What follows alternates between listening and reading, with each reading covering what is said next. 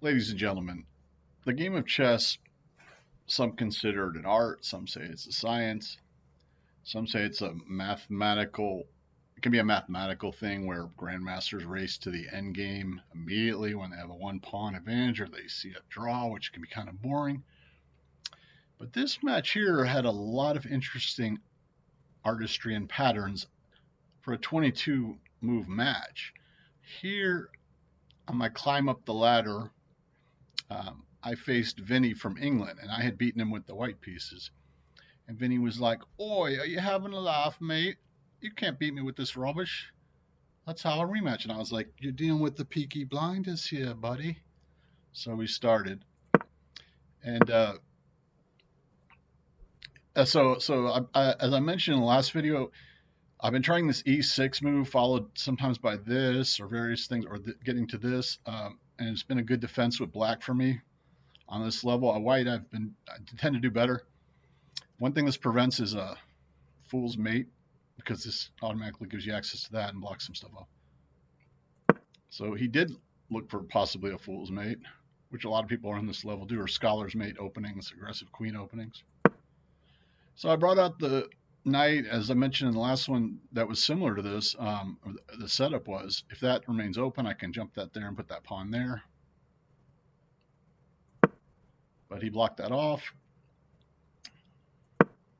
So instead, taking that and having that queen come down, just brought the other horse in. I also mentioned I've been finding a lot more success in general bringing out the horses early and not the bishops. I know a lot of people, a lot of systems, they're like, bring out a bishop, but this is sort of the more beginner way to play, I think, and it actually has been working for me in general. Also, if possible, to wait a move or two after your opponent to castle, because it gives you some tempo on them, but it's not always the case. But so he brought the pawn down, threatening that. Now, if I take, he takes, and it's not good. So I want him to take there. So that's why I moved the horse there. I mean, I don't want him to take, but I can't really take there. So I moved the horse over there to threaten that. And getting the horses off the main sort of lines that people know, or the main areas, can cover more, and they don't see stuff sometimes, I feel like, as readily as they might. So he withdrew the bishop. I think the computer wanted him to, because that's already given me somewhat of an advantage. The computer wanted him to withdraw to there. Well, that's actually where I moved my bishop. As I mentioned, with the black pieces, often, but this is actually a decent spot for this, and especially when you're going to castle. It actually is a good defensive spot. Now, in this case, I could have gone to any of those or these. I feel like a lot of people rush out their bishops and have to end up moving them around and withdrawing them again.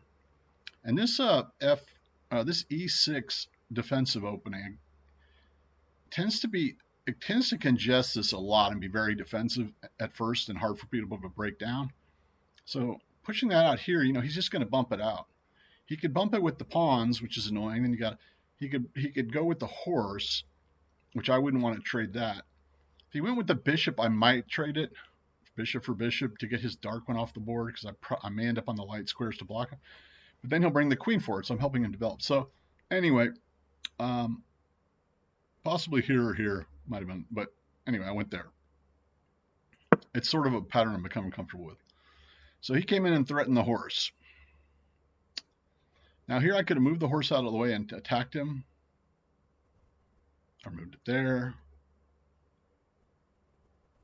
But I think I just covered it.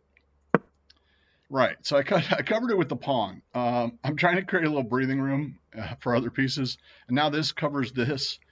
But we've already had formed here on turn 6 a filled diamond formation. Now, it's not normally filled by a pawn in the center.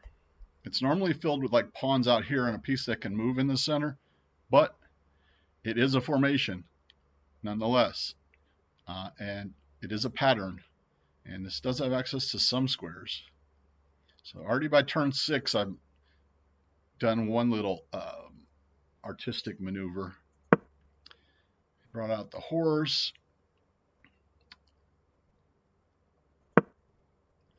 I move this pawn to here to stop the horse from moving, stop the knight from moving. Now, I mentioned in another video too, I tend to find this A7 or these A and H pawns very useful to move. You got this, and then also when you castle, this tends to be a really good escape square. Sometimes I'll even just pre-move it.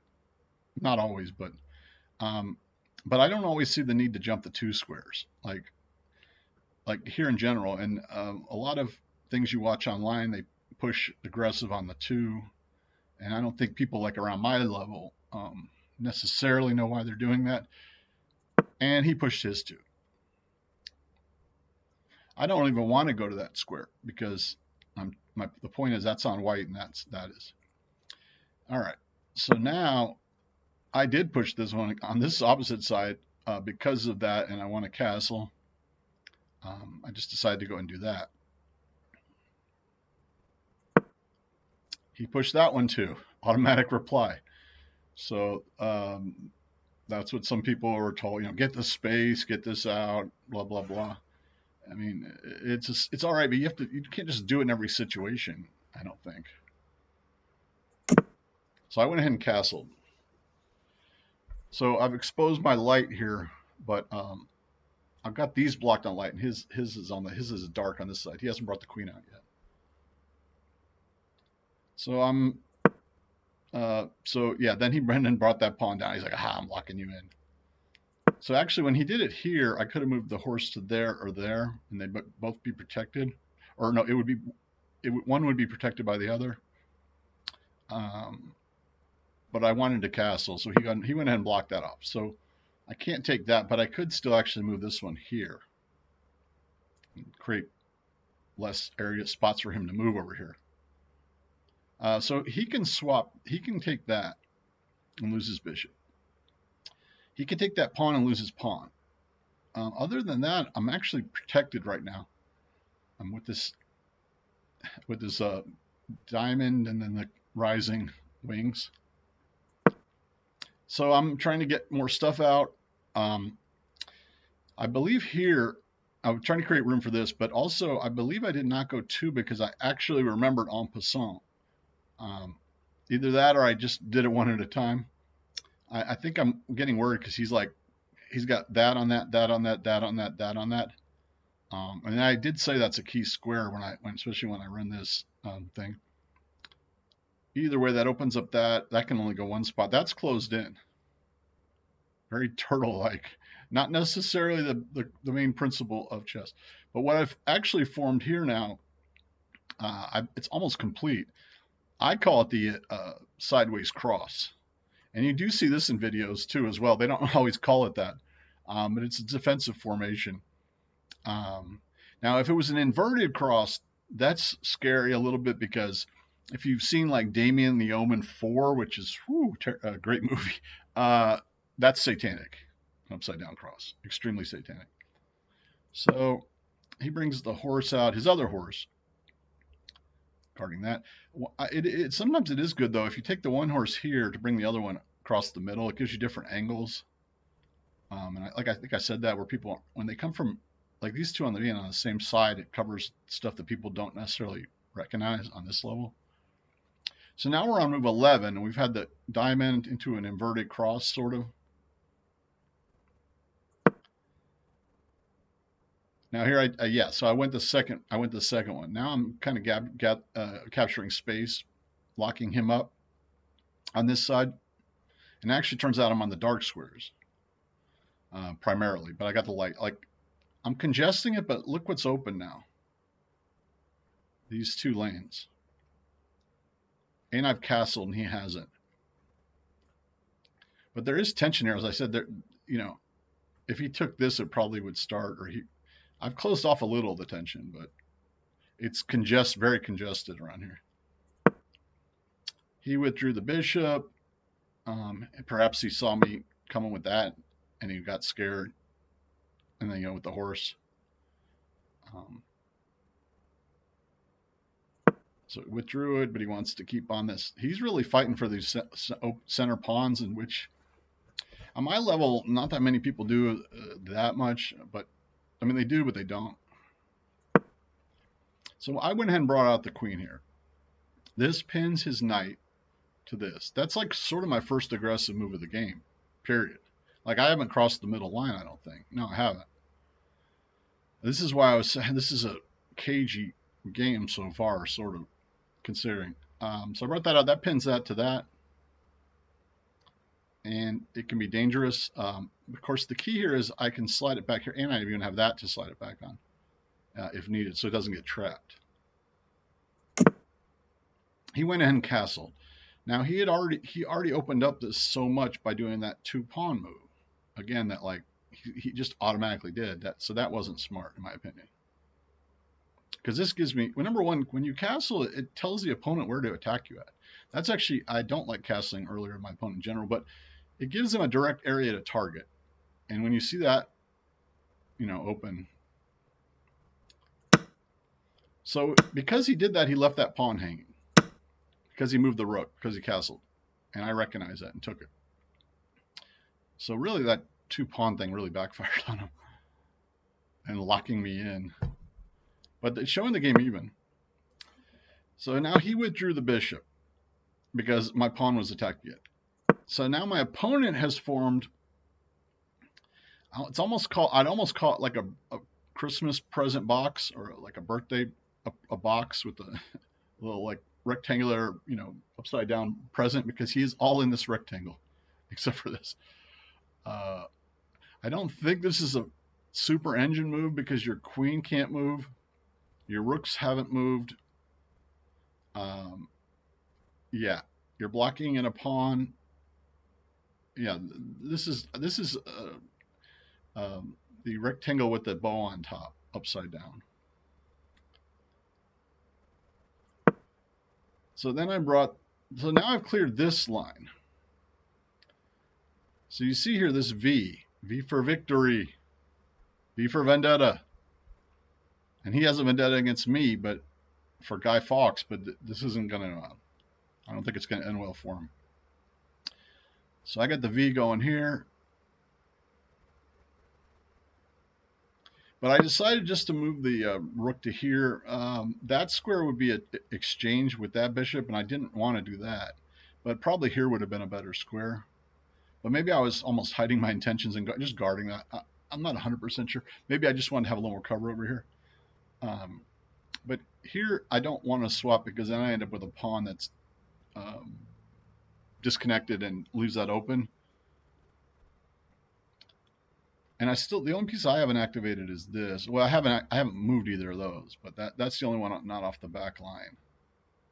And I do have you know, almost a W formation to some degree going. But I don't have a piece over his half of the board yet. I haven't ventured across the Maginot line much. He brought out the horse. Now, if I was sleeping, as I am sleeping now, and sometimes I am playing chess or unaware, that left the queen hanging. But luckily, I was aware, and I moved the queen back. I could have moved it there. Couldn't move there. But there, what I saw was trying to get over to this side of the board and attack this.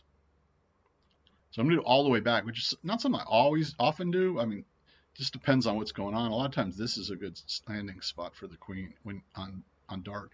And now, anyway, so one pawn has been taken in this game. I think you could call that tension. It's turn 15. Not many pieces have even been on the other person's other side of the board, and only one pawn. So I guess you could call that congestion and tension. But he's withdrawn into this gift box. So he moved the horse back. He brought back the bow. Got to put that bow on the center of the box. So now I decided, well, the bishop is protected, so I'm moving in.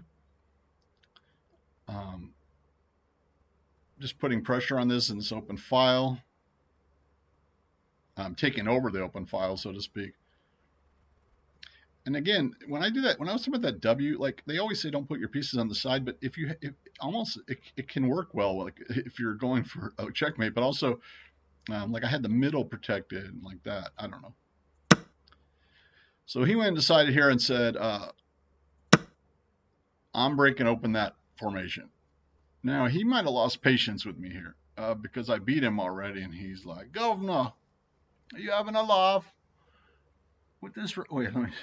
Oi, mate. Uh, you know, and he may have had a few pints and been like, I'm tired of this guy.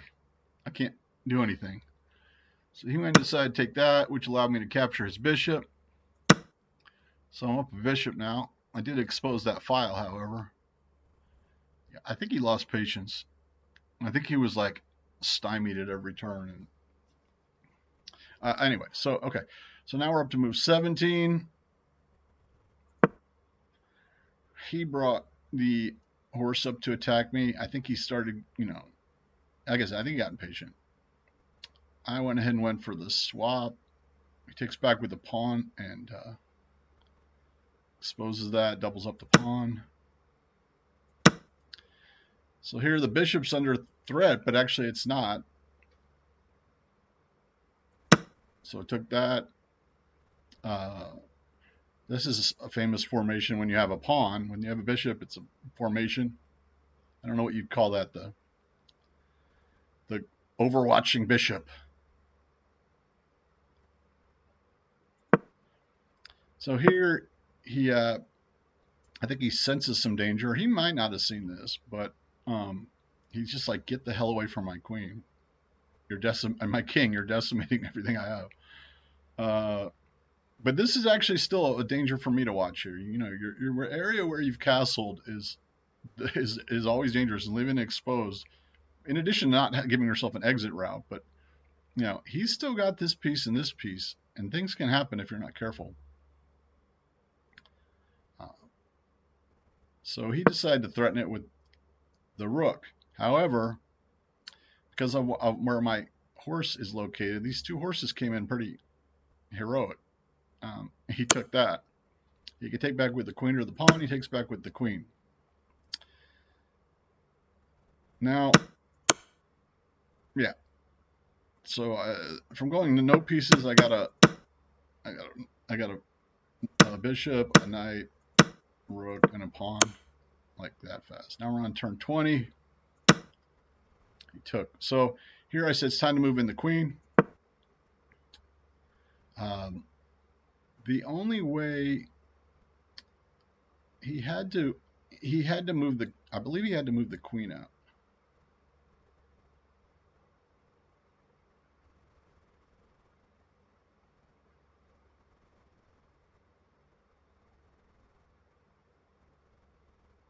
I mean the king out, I'm sorry.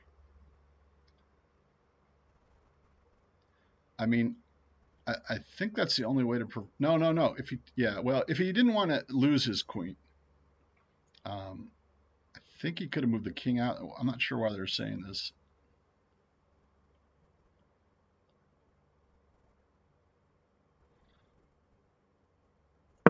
But he brought the rook over, and that takes away the queen's. Okay, sorry. The king had an escape route here. Only here, because I have this covered, and if I bring this down to here, it's protected and it's checkmate. I mean, it's checkmate except for that it has this escape spot. That's what I was just looking at. I'm sorry. What moves they were suggesting here. One move they do not suggest is bringing over the bishop or the rook and locking in your queen and getting checkmated in 22 moves. So there was some interesting artistic maneuvers in that. And sorry, Vinny. I don't think England's going to win the World Cup either. I like the English team. I root for them, but I don't think it's going to happen this year. All right. Have a good one.